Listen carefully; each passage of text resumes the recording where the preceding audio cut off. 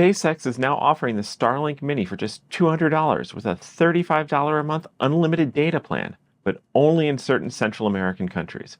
Why are the plans in the USA so far behind? We've got some educated guesses. Stay tuned.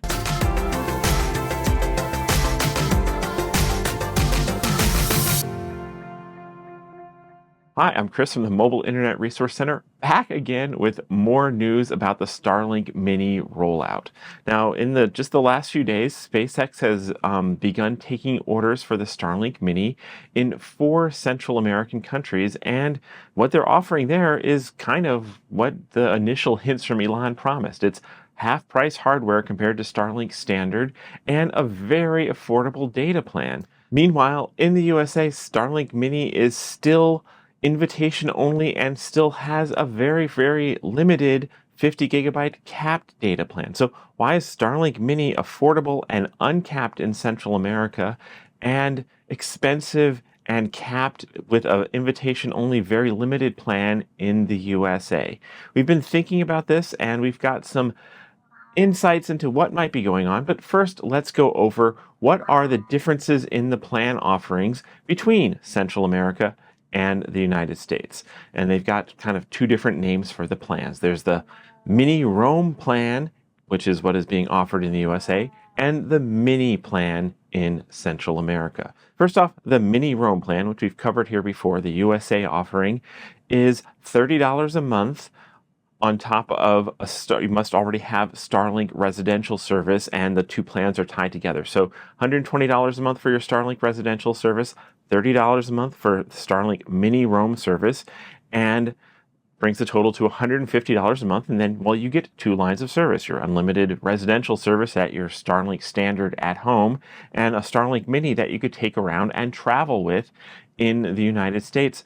But that Starlink Mini has got a 50 gigabyte data plan tied to it, and once you use that 50 gigabytes, you pay $1 a gigabyte if you opt in for more data. So a very, very limited plan that is not going to be suitable for most travelers, particularly full-time travelers who have much more demanding data needs.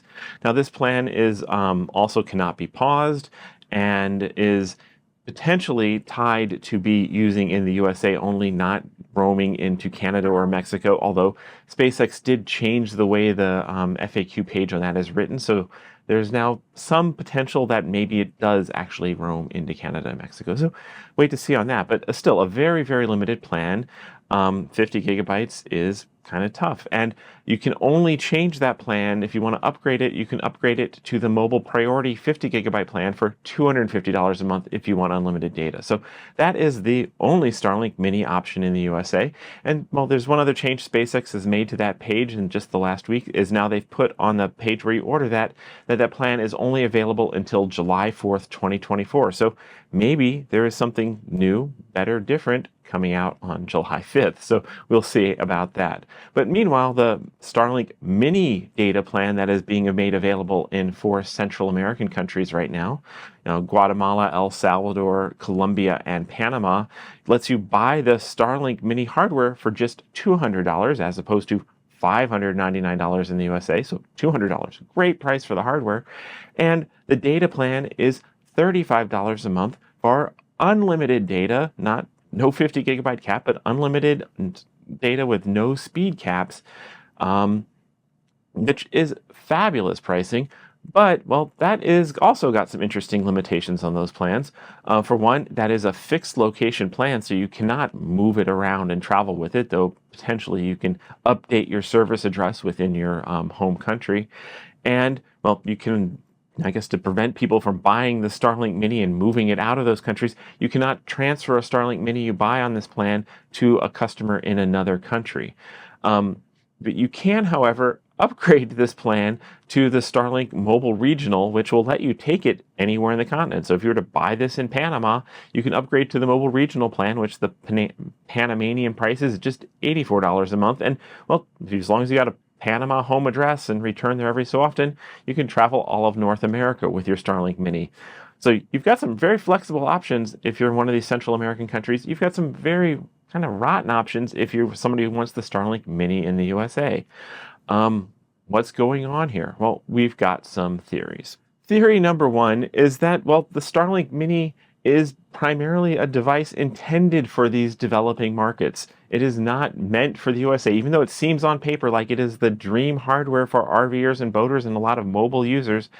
The main goal for the Starlink Mini, this theory, according to this theory, is that it is the super cost-reduced version of Starlink. It is physically smaller, uses less power, and it costs a lot less to manufacture. So SpaceX can make it for, and still potentially make a little bit of profit or break even selling it for $200. Well, if they can do that, and that helps them have some hardware that is appropriate for the developing world, where a $599 or $499 Starlink price is really pushing it, and even the cost-reduced versions of the Starlink standard is really probably SpaceX selling those at a loss. So this is hardware that lets them target a bigger, broader developing world, which is great. And this is important because the way low Earth orbit satellites work is they don't sit in one place in the sky. They are always moving. So every time SpaceX launches a satellite, it's only serving the areas where there's lots of customers, like the USA, a tiny portion of its time in orbit. It spends the bulk of any individual satellite's time going over the ocean or over other countries where there are not a lot of customers. So it's in SpaceX's best interest to find a way to have those satellites not be sitting idle and actually serve customers and try to push into these developing world markets. So that could be the primary focus of the Mini. They don't want this to be the device that goes to the USA.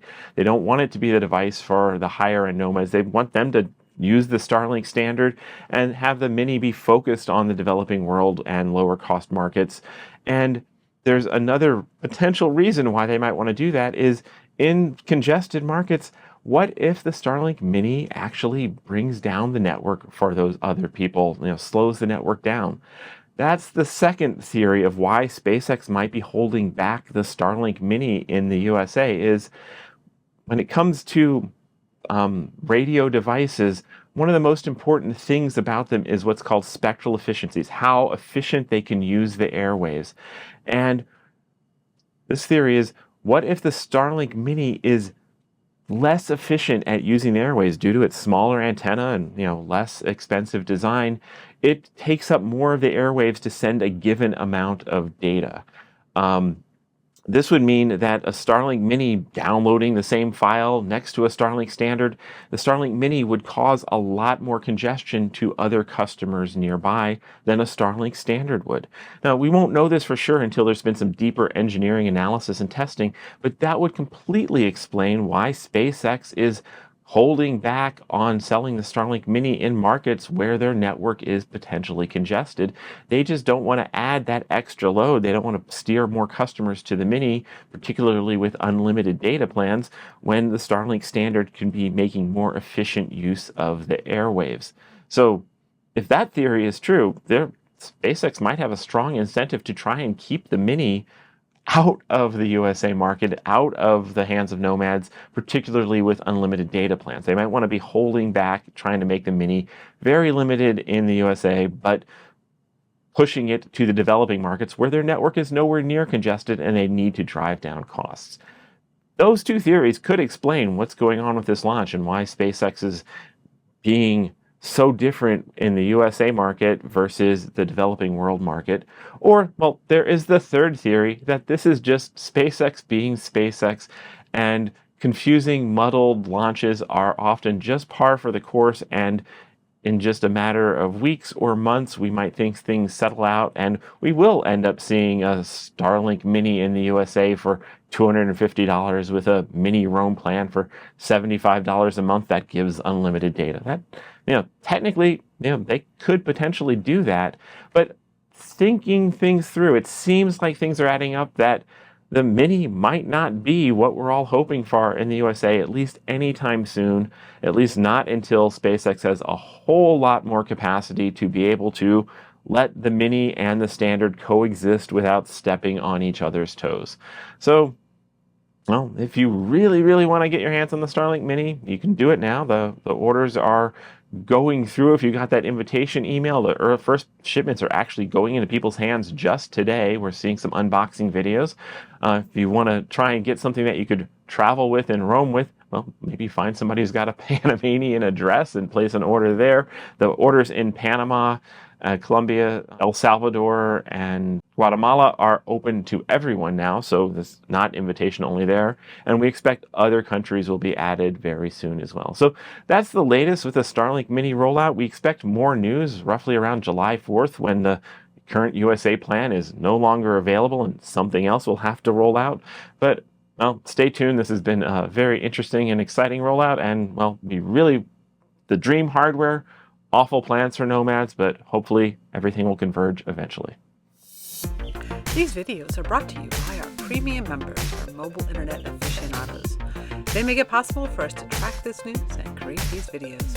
If you like this video, please give it a thumbs up, leave a comment, subscribe to our channel, or better yet, consider becoming a member yourself.